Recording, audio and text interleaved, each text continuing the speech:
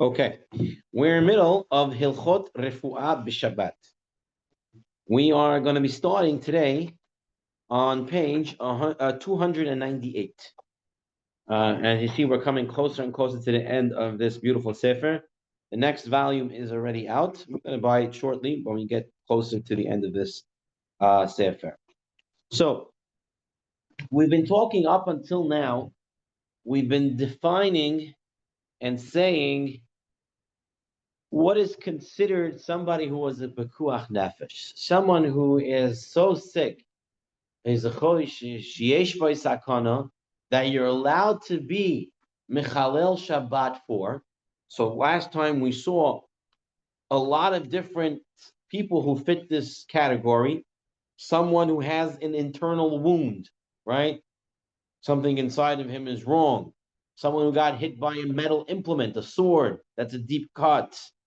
Someone who has a high fever, right? Someone who wants to, we talk about someone who wants to commit suicide, you have to stop him.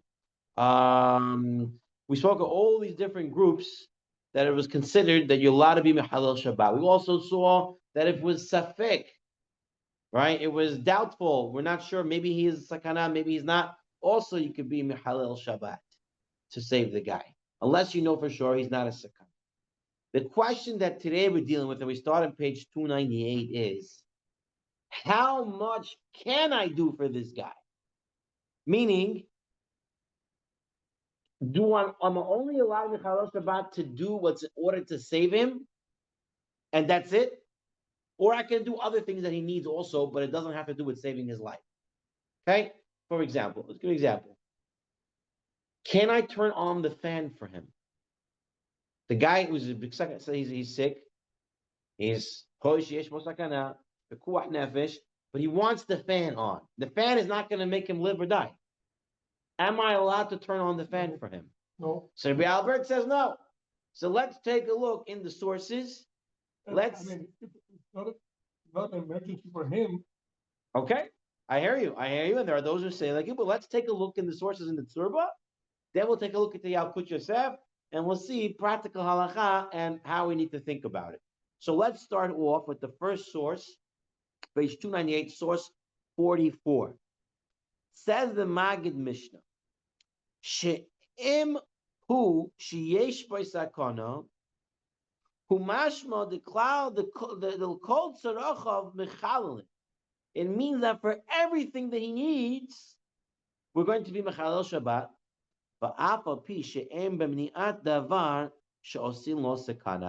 Even if doing something that does not involve saving his life.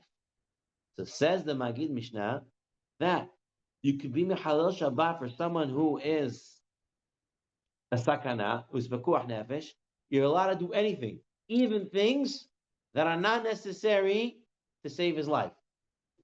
You can turn on the fan. The beds in the hospitals have the up and down. Okay? That's what the Magid Mishnah is talking about. Anything that's not only necessary for Pekuach saving his life, anything at all, anything that's related to this guy that he needs. Kol Terachav. The Bet Yosef brings from Rashi that Rashi did not hold this way. Take a look at source 45. מדברי רשמי, משמע דלוי שורי לחלל שבת בשביל חודש שיש בו סכנה, אלא דווקא בדבר שהם לא יעשו לוי, הוא מסוכן לימוד בשבילוי. Rashi says that Bet Yosef holds that you can only do things that if you don't do it, he's going to end up dying. That's what you're allowed to be Mechalel Shabbat. Of a davar she'af im lo ya'asu lo einu mesukhan limud b'shelo eino sinoto al yidei Yisrael. But if it's something that's not related to him picking up, lowering the bed, turning on the fan, it's not going to kill him. It's not going to make him break him.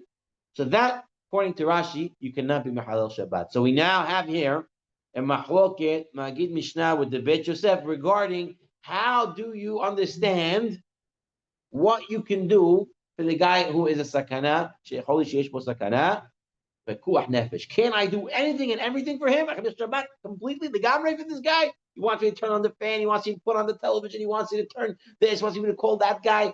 I can do anything he wants. The kol tzerachav, or like the more limited position, and more restricted, is the Beit Yosef bringing from Divrei Rashi, which is I could only actually Michal Shabbat for things like Albert wanted to say before, that if it's going to make a difference in his life, he's going to die or not, then I can do that. Okay. Interesting note. Only something, if I don't do it, he's going to end up dying or getting worse. We'll talk about the limb, right? Similar story. We don't save that limb, then the whole body, right? So we're going to have to see the extent of Rashi. Is, for example, here's one. Pain medication. So I have to give, let's say in my administration of pain medication, I have to Michalel Shabbat. Okay? Can I do it? Pain is not saving the guy, right? Pain is just pain meds is just taking away some of the suffering. So how far does Rashi mean? So we'll have to go through the steps. But at this point, just want to pay attention. You have here a machloket. Can I do anything? It's a blanket. I can do anything I need for this guy. Blanket statement. He's a pekuach nefesh, sakana. I can do anything I need to do b'chal Shabbat, or only the things that if I don't do it, it's going to result negatively. Now, interesting, in note 35, they would say in the name of Chaim Soloveitchik that he ruled in accordance with the Magid Mishnah. And he said that he's not being makel, he's not being makel with Hilchot Shabbat, rather he's being machmer with the halachot of pekuach nefesh, right? He's being strict about saving somebody and not being lenient about Shabbat, but he's being strict about saving somebody, and that includes being mechal Shabbat for any of his needs. So the Magid Mishnah or Chaim Soloveitchik seem to be going with this opinion. But let's take a look now in the Mishnah Brura. Mishnah Brura says similarly, like Rashi, like the Beit Yosef brings from Rashi. He writes over here that if you're doing something, right,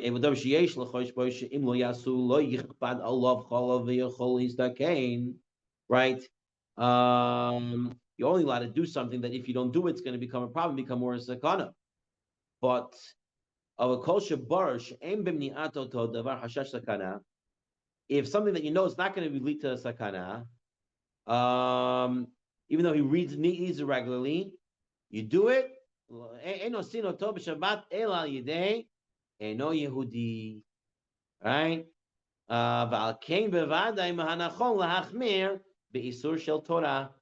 So the Mishnah Berurah says, like Rashi, like those who hold it only the limited amount.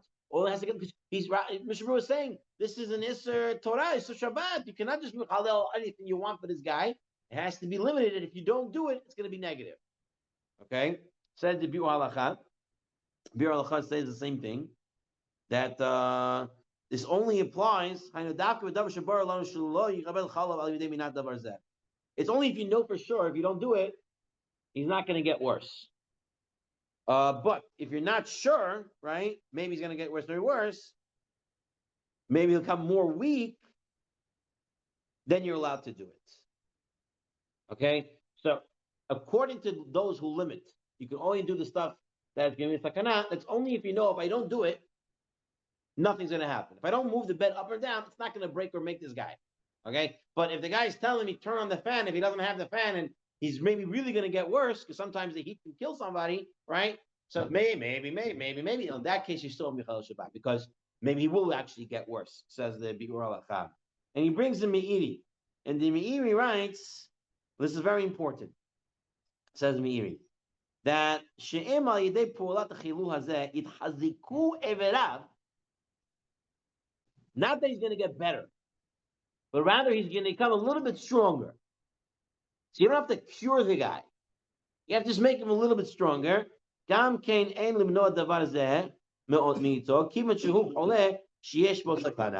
says the Meiri, when according to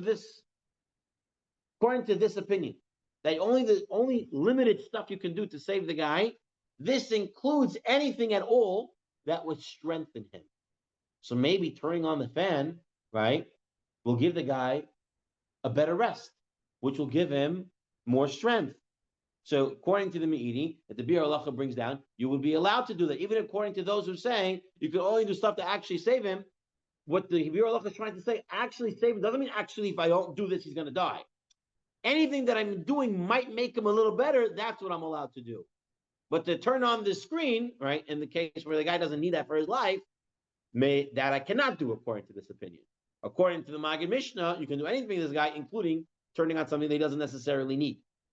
When the person, I heard, I don't know, that when the person is sick and he needs something and he requests, like, turn on the fan because I need the fan for breading, whatever, you have to do it. I mean, 100%. Now, the reason is why are you allowed to do it?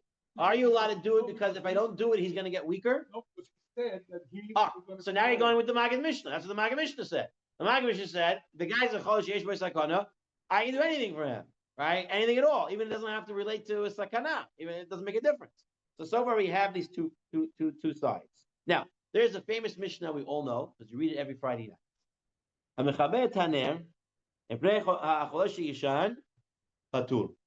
If you shut out the lamp, right? This is in the Bameh Madlikin that we read the Mishnah. So it says if you shut out a lamp on Shabbat because the sick guy who needs to sleep, patur. Now, what does patur usually mean? Patur avalasur. But says the Gemara in the next source, mutar. It should say mutar, not just patur. But since at the end of the Mishnah, where it talks about the other things, it has to say hayav, patur. But this patur in this Mishnah does not mean just patur avalasur. It means mutar. I'm allowed to shut down the fire. Shutting down a fire on Shabbat is not pashut. That's a melacha. You're shutting down a fire. But I'm allowed to do it. Why? Because the guy needs to sleep. It's too light. It's too bright. You can't sleep. Some people are more sensitive to this than others, right? So the guy can't sleep on Shabbat. You're allowed to shut off the fire. It's saying it's keeping the symmetry of in the end they have to say hayav, so it left patur in the front in the resha, but really it means mutar. That's what the Gemara says. So now listen to the Rambam. The Rambam in source 50 says even more interestingly, zeh hu chole sheyesh bo sakana uf tanai, and on a tanai on a condition she'i efshar lahaviro limakom acher. It's only if you cannot move him somewhere else. Meaning, if the candle's here, and I can move him into the other room where there's no candle, I should move him into the other room.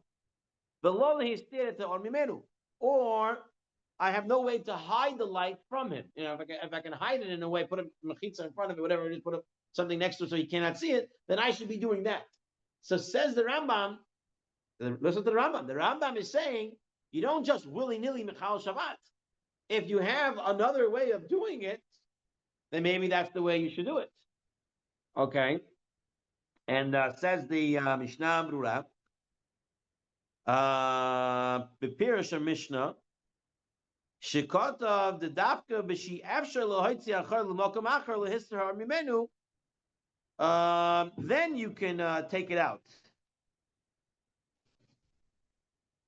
Loimar Yidei Kefiat Keli Al Gabav, or Yidei Hotzal L'Cheder Acher. The Lav Hachi B'Vada Yoiter Toy L'Taltel Muktzah Milavor Al Isser Kiviyah. Says the Mishnah Brura, which one's better? If I can move the fire or extinguish the fire, which one should I do if I had either choice? Move the fire. Move the fire. Moving the fire is muktzah. I'm moving muktzah. The Rabbanan. Taking out a fire, that's that's a different problem, right? So you have to know what to do. Now you can do either one depending on the situation, but you want to use the lesser one. So you're going to see that when we can do something that doesn't necessarily, what's it called, delay this treatment, right? You should be doing it in a lesser violating way. We're going to see more of this as we go on. One time, when I was in Shomer Shabbat, I was in the car in Shabbat, and the daughter of the rabbi swallowed a candy. Oh, wow. And he gets scared. And she was okay, but she was like, right. And he gets scared and wants to take her to the hospital. It was a little girl, 2, 3 years old. So I said, okay, I have my car over there, I can't drive it. So I drove him. So he said, when you push the brake, because the lights are going to start, the brake lights, so just push it one time when you go to the corner, though, because it was in the car with me. Don't push it like a rolling. Because to not off the light, what you just said. Right, you want to do less of being over Shabbat. Okay, we're gonna get in more into that later, but right now, right. Like you put the light on. Yeah, sometimes you go like The point right now that we're trying to bring out is a different point. The point we're trying to bring out at this point is, you see, you can shut off the light for the guy who's sick. It's not going to break him or make him. It's not going to kill him if you take off the light, you turn on the light. So why are you allowed to do that? Why does Mishnah say you're allowed to do it? It's mutar to do it. Why? It says the Vir Allah. We know that sleep is important for the sick person. Sleep is important for everybody. Let's start like that. But he's saying that we know that it's important, and it makes them more healthier. It gives them strength. That's why they let him extinguish the fire, because maybe through this he's going to get better, and he's going to live longer. Right? They'll have a longer life, whatever it is, for that day, for that moment, for whatever it is. And without sleep, he's going to get worse if he doesn't have sleep. So you see that something that is going to be in addition. It's not just if I don't, you understand what I'm trying to say. It's not only if I don't do this, he's going to die, or if I do this, he's going to live. No, even side stuff that are going to help is also mutar. Side stuff that are going to make him feel a little bit stronger. That's the point that we're trying to bring out here. And so says the Shalos Tzurba Shevet Halevi in source 53 about pain medication. Pain medication, right? Pain medication, it doesn't make the guy any better. Doesn't cure the guy. You take Tylenol. What does Tylenol do? It masks the symptoms. It's not curing him. Can I do that on Shabbat if it requires a chilul of Shabbat? So it says, look in the Shalos Tzurba Shevet Halevi, source 53. You asked regarding a woman who has terminal illness, and she has an unbearable pain on Shabbat, and her husband called the doctor, and you were not sure, can she get pain medication or not? So he says, Pashit me'oin she'en kach chilul Shabbat. It's not considered chilul Shabbat. And even though the pain medication, it doesn't help with the sickness, making it any better, but it's going to be considered something that calms the spirit, and the calming of the spirit is important for the person, because the calming of the spirit, making him more calm, will give him a better chance at getting healthier. Okay, so it comes out, according to this point, according to the Mishnah Berurah, according to Shevet Halevi, the way that Tzurba set it up is that the halacha is more like Rashi, that you can do things only if you don't do it, it's going to be more of a sakana. But even things that are not just actually sakana, if I don't do it, but even things that are side things, that would help. But the Maggid Mishnah, remember, was of the opinion that you can really do anything. So now I want to take our moment away from the Tzurba, and we're going to look in the Yalkut Yosef, and looking at the English edition, and we're looking at page 96 and Shabbat volume 3. He writes over here as follows. I'm going to read 3 halachot, and I want you to tell me how Chamavadia is poskening this question of how much you can do for a chodesh yesh v'sakana al tzvikuach nefesh. So let's take a look on page 96. Here we go. Says the Yalkut Yosef, La halacha naktinon ledina kedat maran shulchan aruch la'asot kol tzorchei hachole afilu im ein sakana b'mni'atam. You're allowed to do everything for the patient, even treatments that are not vital to his survival. For example, he brings examples. We may prepare him food. You can cook him food. And you can prepare him medication. Even if he'll be in no danger without them. He can wait 12 hours, 8 hours, no one dies from not eating. No, you can still do it. However, anything that's not directly connected to the patient, that's asur. You hear? If it's not directly for the patient.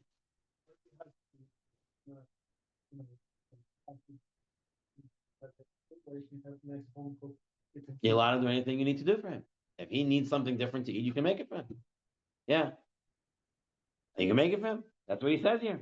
But anything that's not directly connected to the patient, such as recording the temperature. For doctors who are working in the hospital, the nurses have to write down the temperature. So the Jewish nurses working in the hospital, on Shabbat, so how are they going to write it down? Is it directly for the patient or not? So he says he doesn't want to do it unless it's directly for the patient. Even if you don't write it down, it's going to be problematic. Then you can write it down. Otherwise, he writes what the hospital should do, the Jewish hospitals in Israel, they prepare cards. Like you have for the numbers for the Aliyah, how much everyone spent. They should have numbers of the temperatures prepared. And then they put it in the chart at 12 o'clock and at 2 o'clock. And they put in the chart based on the written down temperatures. That's what he wants them to do. Another halacha. Let's take a look. I'm looking at page 100 here. Halacha 158. Once the doctors have determined that someone is chol sheyesh bo sakana, we may perform any act of malacha for him as if it were a weekday, even if denying him this particular service would not endanger his life. If you don't give it to him, there's nothing going to happen to him, but he wants it, you can do it on Shabbat for him, as long as it's needed, even a little bit, in order to make him more comfortable and ease his suffering. It's permissible, and there's no basis to be strict and refrain from doing it. So anything he needs, like you were saying before Albert, anything he needs, he said, he needs it, and help him a little bit, you're allowed to do it on Shabbat for him. But he has to request them. It's not like right. You cannot make things up. Oh, you need this. No, he has to say it. You're right. He has to want it. When are these sides things? And one last one over here that kind of put it into perspective. Abutai, listen to this. If a young woman suffered a deep, let me read this one, then I'll take it. If a young woman suffered a deep cut on her face, okay, she needs stitches. The doctors say they can stop the bleed with 5 stitches. She'll be fine. But with 5 stitches, it's not going to be nicely put back. She's a young woman, right? She's going to have shidduchim. If you do another 5, let's say 10, right? It's going to become nicer, and it's not going to have such a scar afterwards. Can you do this? This is exactly the case. Can you do this on Shabbat or not? Can I only do 5 and stop the bleed and I'm fine? That's it. Can't do more? Or can I go ahead and do 8, 10, 15 stitches to make her look nicer so she won't have an ugly scar? You cannot change it after, then you have to do it again. So he writes over here, and this is his Lashon. His Lashon is that the poskim ruled that once it's permissible to treat her because she is a cholet sheyesh bo sakana, the doctor can give her any treatment as he would on a weekday. And you can do anything for her at all in order to help her as it's a weekday, if it's once she was established that she is a cholet sheyesh bo sakana. Okay, Rami, you wanted to ask something. That's only has to be on the face. So why is it considered cholet sheyesh bo sakana if it's an open wound? Because the person requests. Because it's an open wound because of infection, right? Once you have an open wound, like we saw before, you have metal that cut through the guy. It means he has an open wound that's a big wound. It's an infection. Infection. Now, once you get an infection in an open wound, it can travel to the whole body, right? Once it's open, the blood, you get infection in the blood travels the whole body. The whole body can get infected. So even though it's in one spot, this is considered a cholet sheyesh bo sakana. You can do anything for it. I was saying that my wife was in the hospital like 2 months ago. So overnight, there was a lady in the other room. She's speaking like TV, and we change the channel with this and that. So I don't know. In her mind, it's probably like Be Jewish? It sounded like she was Jewish. Some people not religious, they can tell whatever you want. But It sounded like she was Jewish. So if it's going to be, if it's going to be mechazik them, right? It's going to make them somewhat stronger. Then technically you can do it, right? We saw this last time. We saw that if he brought it in here, right? The mentally unstable guy, and he needs the television to keep him stable, not to hit himself or hit others. He's allowed to turn on the television. The son was like, "I can't get you hot water. You have to spill up and do something." So, so that's the final halacha. Final halacha is as follows: if the patient needs it, right, and says, "I need the X, Y, and Z," and the patient is classified as the chosh yesh bo sakana, you're allowed to do anything for them. How you're supposed to do it, that we'll see in a moment. But you can do anything for them. There are those poskim that we saw, like the Mishnah Brura and others, who want you to be a little bit more limited in what you do, and only do stuff that are. If you don't do it, it's going to be either an actual sakana or it won't be mechazik them. It'll make them weaker. Anything that will make them weaker, then you can do that. But if it's not going to make them weaker, you can't do that. And the Yalkut Yosef is going with the Magid Mishnah and others who seem to be saying that really you can do anything for them as long as it's somewhat beneficial to them. Yeah. And the stuff that's not directly related to the ill person could be told to a goy to do. Correct. That he really needs done. We could tell. We're going to get into that. We're going to get into that shortly. What can be told to the guy to do for which type of cases? But correct. Yeah, okay. So that is the halacha regarding how much you can do. Now, the question now in page 302 is who should do it? Who should do the Chilul Shabbat in order to save a person's life? What did you say? The rabbi. Okay, everything's always the rabbi. Says Masechah Yoma, Pei Dalet Amud Bet. ואין עושים דברים הללו, לא על ידי נחים, ולא על ידי כותים, אלא על ידי גדולי ישראל. Who is supposed to do the saving of the person who is in danger? The Gedolei Yisrael. What is going to be a machloket of what Gedolei Yisrael means? I mean, whoever is there. You're right. If it's Pekuach Nefesh, whoever's there, you're not going to go say, "Hold on, let me get the rabbi. Yeah, let me go get the Rosh Yeshiva. He's got to go save this guy." Right? What? Right. So let's take a look. Tosefot says,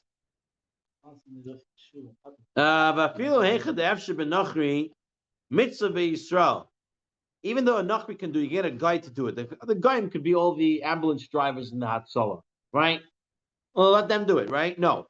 Mitzvah be'Yisrael. The mitzvah is by the Jewish people. Why? Shema yit'atzel hanachri. V'lo yaseh v'yavo l'dei sakana. Goyim don't drive so fast. All right, they're gonna stop at all the lights. They're not rushing to the scene. Tzala drivers, right? Also training people from like Atala when they're working in Shabbat or Yom Tov, they're training the way because even they are saving lives. It's not like they're driving like a whole day, like a regular day. They have to do some. They have to do it b'shino in certain things. I saw one day here, the ambulance was in the house, and they were bringing the person in the car, and some guy from near, he went and he worked before in the sala, so he wanted to say hi to the driver, so he was knocking the window, and the driver, the Jewish guy, didn't put the window down because he thought he doesn't need the window. It's not related to the patient. And he didn't put he needed to open the door. Because you wanted the door, the lights wouldn't go off. Right. Interesting. So you have to know it, right? Very good, very good. At this point, Tosafot is telling us that you want a Jew to do it because the Jews are going to be faster in doing it. So you don't want to be, the guy should be in charge of saving them. The Rambam also writes like this.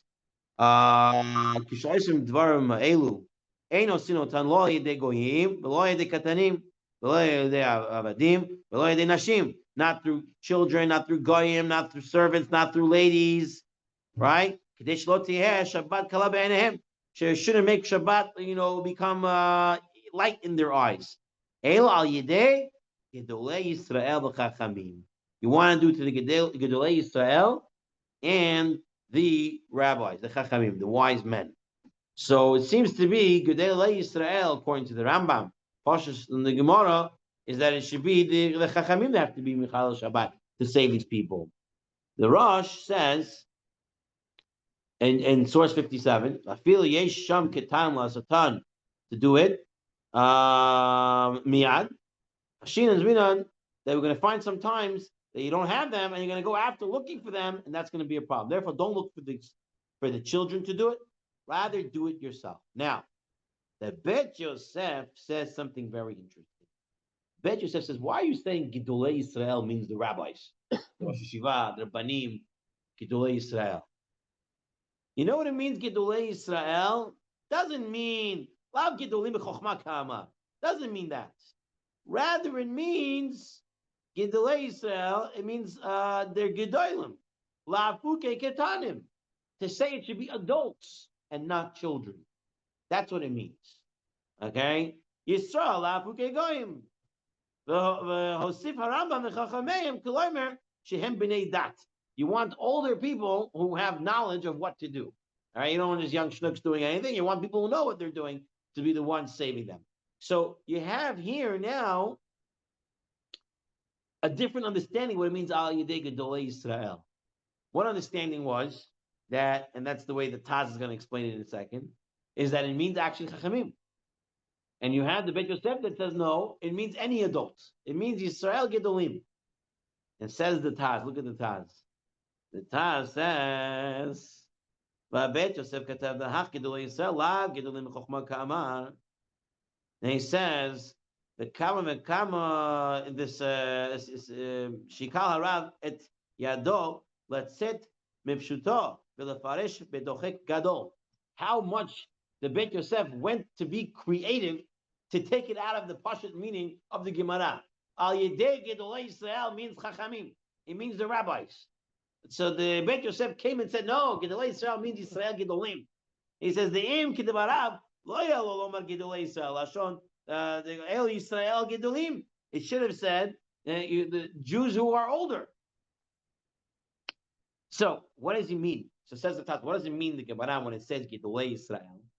It means that it's an ideal mitzvah. That no one should say it's a malacha, that I shouldn't maybe do it, maybe I shouldn't. No. It's what? It's such a mitzvah that even Gedolei Yisrael should run to do it. This way, everyone should do it. That's why it says Gedolei Yisrael. Even anyone can do it. But it should be made in a way that everybody knows that it's an important mitzvah. It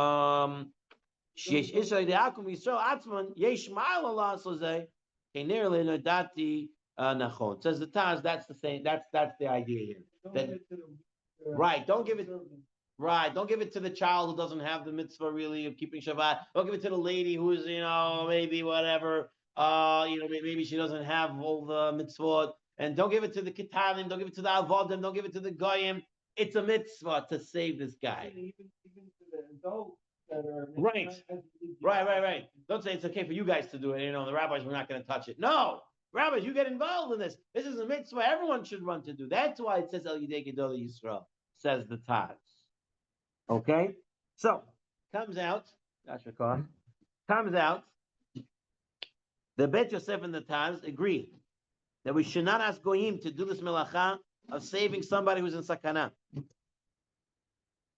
As we shall see shortly, some Rishonim argue this is only in the case if asking a non-Jew could lead to a critical delay. So now we're going to come to what we spoke about before, which was sometimes, now we say you're allowed to do everything for the guy, right? As long as it's directly beneficial to the patient, you're allowed to be Mechal Shabbat for him, sakana. How do you do it? The guy needs the fan on. He needs the light on. If I turn the light on with my nose, it's still going to turn on, right? But it's a shinui, and it's a lesser of a problem, right? Should I do that? It's like, how do I go about doing it? You told me I can do it. You told me it's a mitzvah for me to do it. But how should I do it? Regular way versus a little bit different if it's not a delay. Okay, you're right. If it's going to cause a delay in the treatment, then definitely you do it regular way. But if it's not going to cause a delay in the treatment, the guy wants a light on. I turn on a light now, turn it on 2 seconds later, Ain't bochilik. There's no difference. You want to put stitches on her face. Yeah, but that's why you have to train it to. Stitches, you're right. Do it regularly. But I'm saying now she wants the lights on. She wants lights. She wants the fan flowing. And she's a choshesh masakana, right? I mean, stitches are not yet on, let's say at that point, right? She wants me to put it on. So technically, I can put it on for her. Now the question is, how do I go about doing it? So listen, there's a Gemara Masechet Yoma, Pei Gimel Amal Al. The Gemara says, Mi sha'achazo vulmos. Someone who got struck or got the sickness called bulmos, where he gets unbearable hunger pains and he cannot see well. Perhaps I didn't look into it, but maybe that's the shorish of the word. Ma'achalin oto hakal hakal. You feed him the least problematic first. Meaning you only have problematic food. You have a bunch of non-kosher food. You give him the least problematic first, right? The guy has tevel and he has nevela, right? Tevel and nevela. Which one is more problematic? Well, let's take a look at the Gemara to tell you. Ma'achilino to nevela. You give him nevela. Nevela is a lav. Okay, tevel. If you eat tevel, you get misa b'dei shamayim. So it's worse. So therefore, you give him the lesser issue first. So what do you see from this? What do you see from this Gemara? That you want to do lesser first, right? You want to minimize it. The guy can get any issue right now. He needs to eat. It's a sakana. Kuach nefesh. You can give him any issue. But what did the Gemara say? Give him the lesser issue. So what do we see from here? Maybe you should try to limit the isur. Maybe you should try to limit the problem of what you're going to do. So says the Ra'aviyah that if a malacha must be done to save a person's life, but it's also possible to do the malacha by a non-Jew without delay, then one must ask the non-Jew to do it. Look in the Ra'aviyah over here. That appears to me that we learn from here that which we say that the one who is eager to save a life, right? Hazaris, hareze mishubach. We saw this already. But avalim efshar kach b'mheira legoyim kemo b'Yisrael ya'aseh al yedei goyim.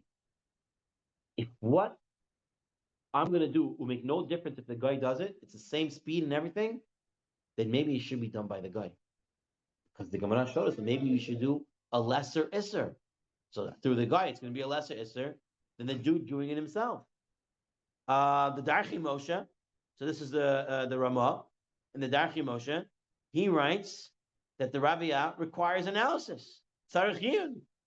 Because we saw already that if you have to save a Jew, you should do it.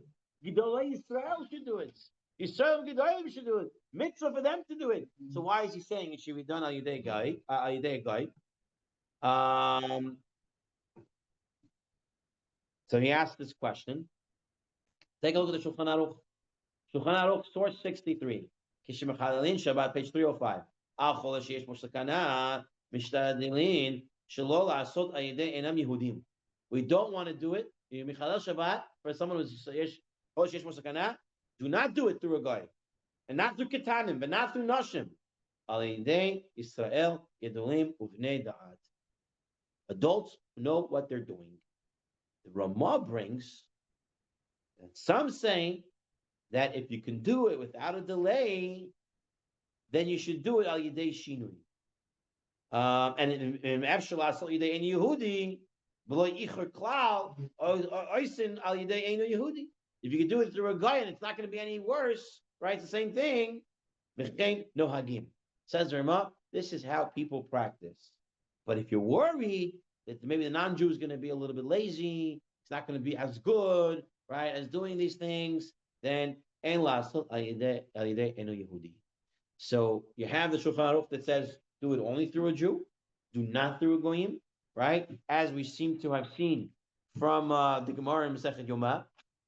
That's what Shulchan Aruch passes. And the Ramah says, like this Gemara in Masechet Yoma and Pei Gimel, that if you can do it a lesser issue, then maybe do it in a lesser issue.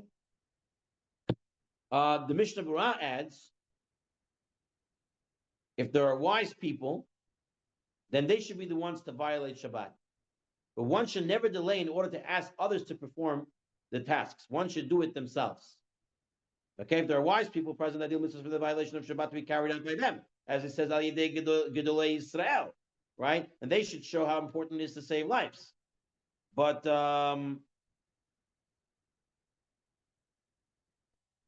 he brings also the Mishnah brings from the Taz that you should do it. The Jew should do it. He should do it right away. And whoever does it, call Azaris Hareze Meshubach. So here you have the Mishnah Berurah going like the Shulchan Aruch that the Jew should do it, and he should do it right away. Shmirat Shabbat Kilchata also rules that one should only ask a guy to do something if it will be practically advantageous. Meaning, you say, right, according to the Shulchan Aruch, according to what we saw, the Jew should do it. But let's say the person needs emergency surgery, and the best surgeon in the hospital is a goy. And there's another surgeon, not too bad, and he's a Jew. You told me I should save the guy via a Jew. But let's say the surgeon that's better is the guy. So what would you say? It's the guy. It's going to be better for him. Right? Says, that's what you do.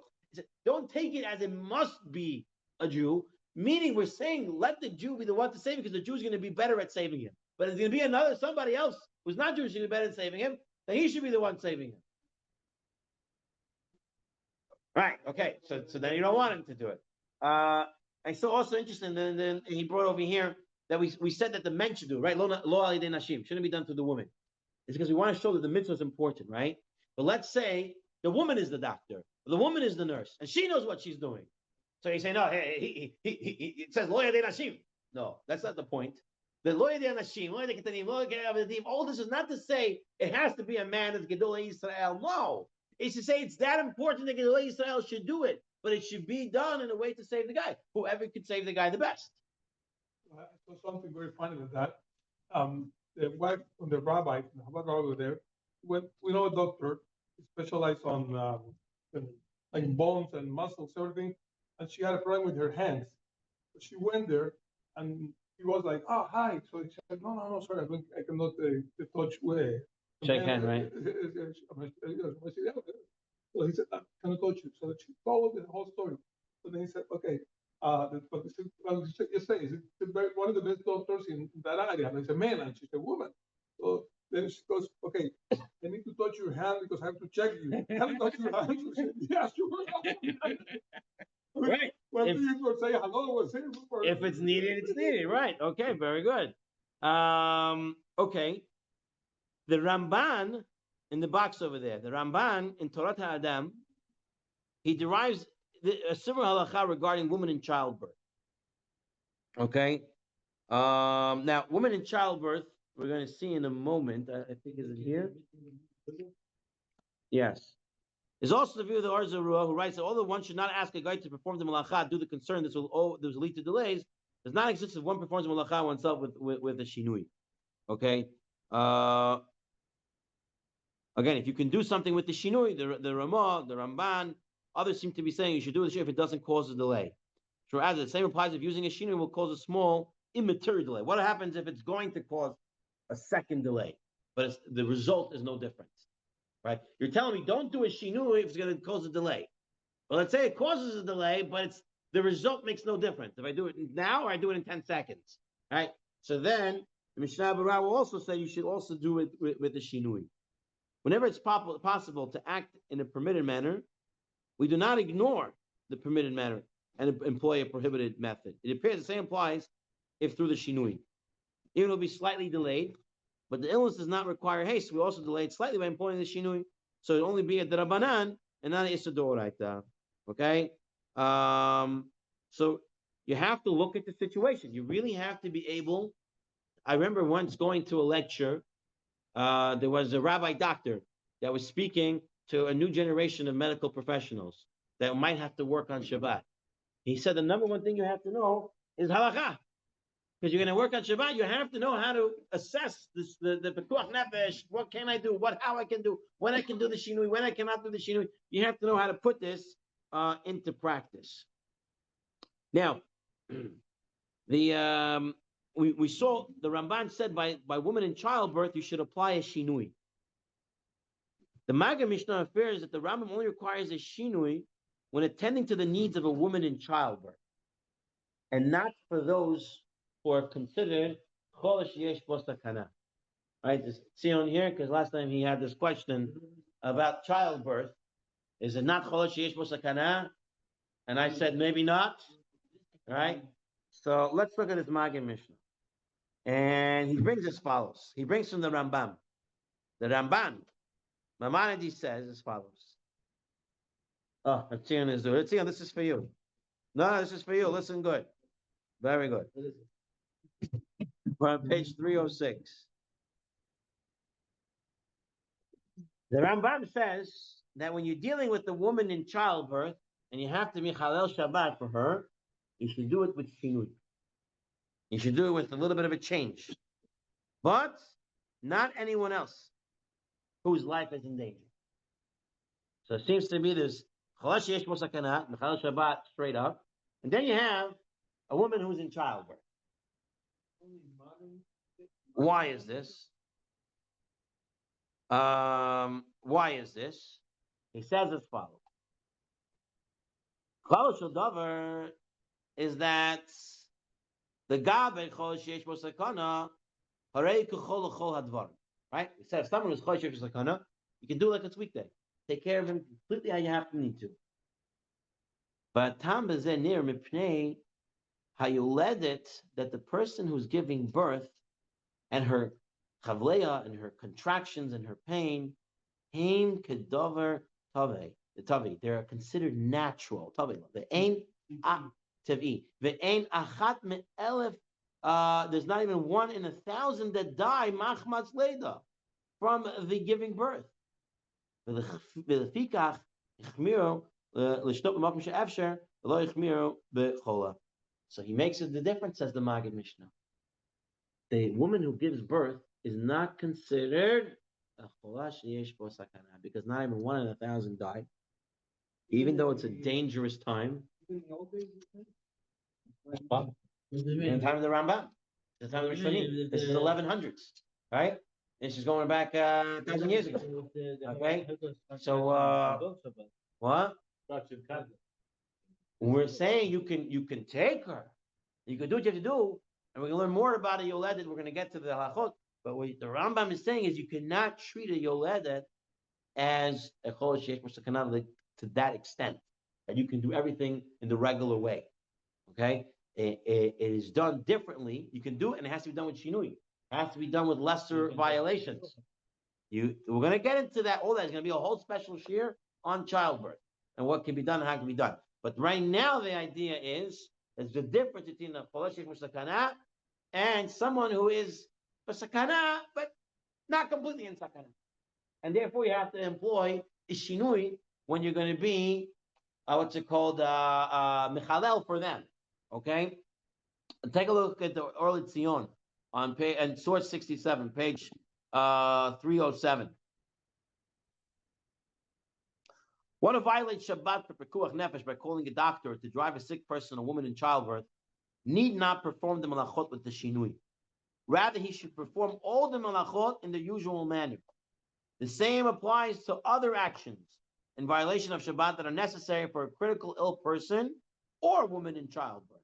One may act in the usual manner. Only regarding that which is done for the woman in childbirth at the time of birth, one should alter the usual method where this is possible.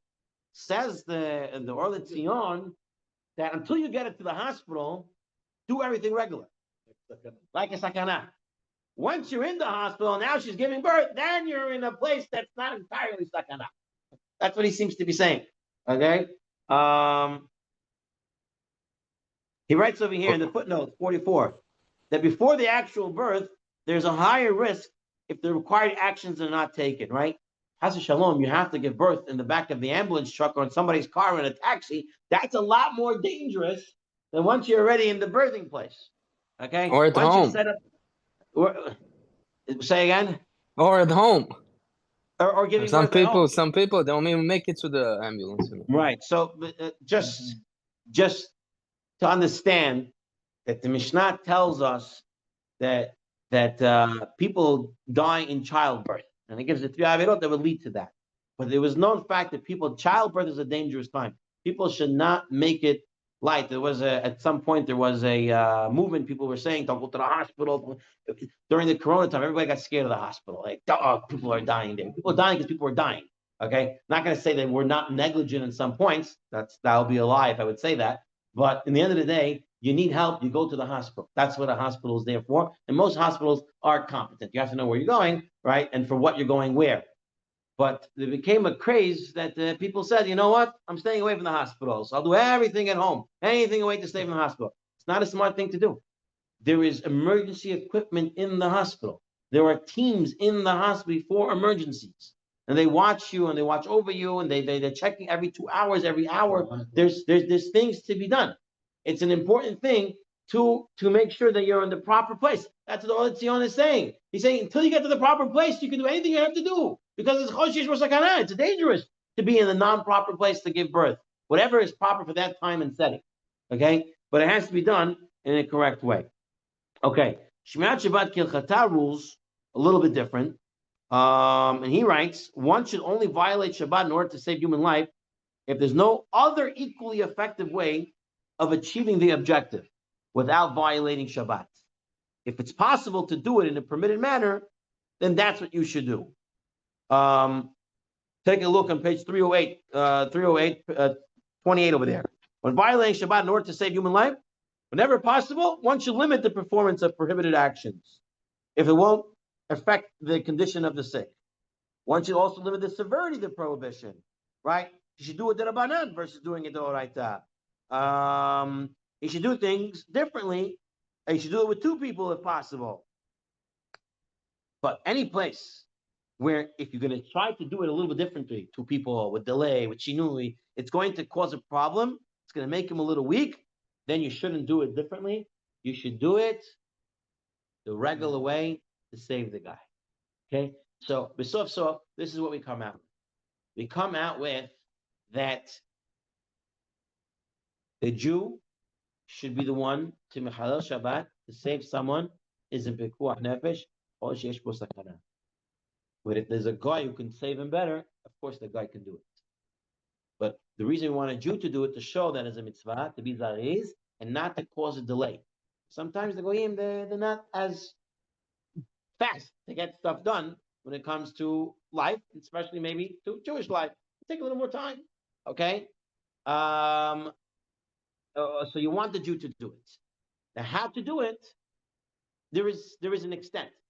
If what I'm going to do, and I do it with a shinui, and the delay is immaterial, meaning I turn on the light for the guy now, or I turn it on 10 seconds later because I did it with my nose. It's not going to make a difference. So turn it on with your nose. But if anything that's going to be cause somewhat of a delay, maybe cause a delay, then do it the regular way. That is what we come out with. And now we're going to review this in the Yalkut Yosef with 4 different halachot to see how we come out halakha l'maaseh. Here we go, Abutai.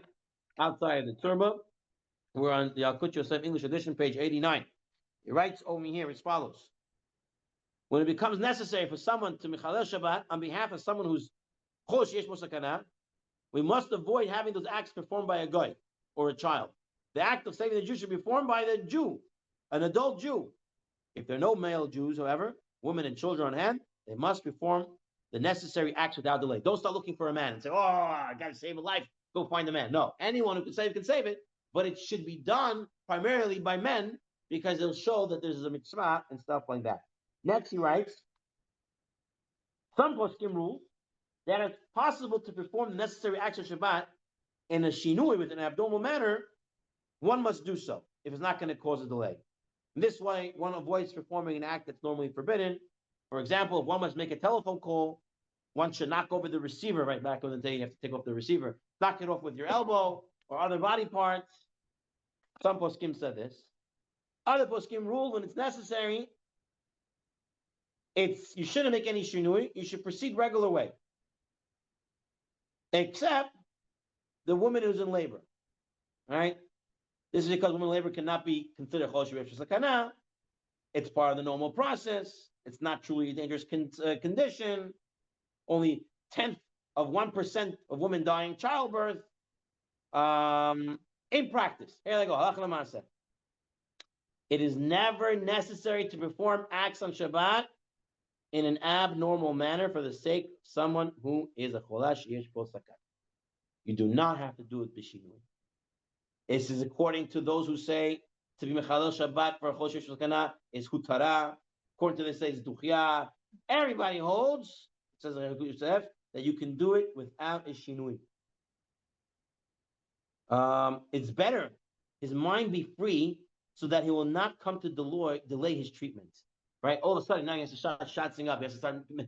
If I do this with a delay, would it make? If I make it with a shooting, would it be a delay? Would it not be a delay? You have guys get stuck right there. All right, especially with certain yeshivot where every single piece that he'll pull, the guy's gonna die by the time you decide if the shinui is gonna make a difference or not. So it says that Yakut Yosef, don't start thinking. You got to save the guy. Save him. Save him. Don't make any shinui. Don't start making up all sorts of people. It's going to make a difference. Not make a difference. I can make it. It could make it. Don't do that. Right away, save the guy. So that's even if he does not endanger this patient, he endangers future patients who will not receive the care and need that they deserve. He says, why? Because other people are not going to look at this guy. So here's this yeshiva guy. He's not sure what I should do. This, and that. And then someone else is watching. Oh, this guy doesn't know what to do. So who am I? He doesn't know what to do. What do I know what to do? Next time, he's not going to do it either because the other guy didn't do it. He didn't turn on the light. He didn't do this. He didn't do that. So Sidi Yakut Yosef, you don't want to start making all this cheshbonot. You got to save the guy's life. Do it. Same thing he writes even about a woman giving birth. What he just said is not a real chol shesh sakana. He says that if in a woman who gives birth, if seeking to avoid desecrating the Shabbat will cause delays in her treatment, it's far better to do everything normally. This way, she'll get what she needs, and no one will think that you cannot do certain things. Or like the Or Letzion. Yeah. Even more, he's saying if anything at all, any part. We saw this one already. One last one, Rabotai, and then we'll go for Arvit for those who didn't pray yet. So here he has the case over here. I got to cook food for the patient. So cooking is a malacha. The oraita, using fire. Should I use a microwave instead? Because remember we said microwave may not be actual bishul. There's no actual fire, even though maybe it is derech bishul. But there's a question about cooking in a microwave on Shabbat if it's actual bishul or not. So maybe it's the Rabbanan, maybe it's better. So should I cook in a microwave? All right. We saw the Mishnah, kal, right? I should do whatever is lesser. But now you have to do it. So Albert says good. So Albert's saying if the microwave is right in front of you, throw it into the microwave. Fine. And if you can cook in there. If now I'm going to start looking for the microwave, it's easy. It's lesser of an issue if I like the microwave, but I don't find the microwave. I have to find this. By the time you find the microwave, the guy's dead already. So don't look for the microwave to be to make the issur less. You have to know how to look at the situation. If it's something that needs to happen, it needs to happen, and it's a mitzvah Shabbat to save this individual. When over here, B'ezrat Hashem, we'll continue next time. Shabbat as we continue in the Tzurba Mirabah. Baruch. Rabbi Hanan Megasher Omer, Tzarek Baruch Hu Zakot Yisrael.